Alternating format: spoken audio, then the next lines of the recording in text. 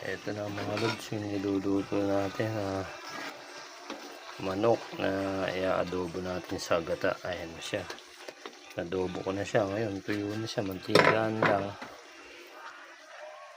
Lalagay ko na yung yung kakang gata. Ayan. Lalagay natin yung kakang gata. Ano?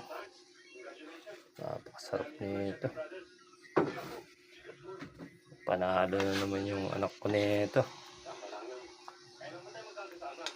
Ito yung request niya, yung adobo sa gata raw. Ayan, gigata natin.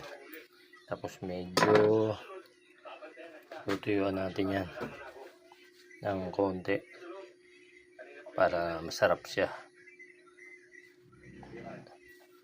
Napakasarap talaga nito. Native to. Baka pati sarili ko talaga makakalimutan ko to pagka natikman ko to. Mamaya pagka inango ko.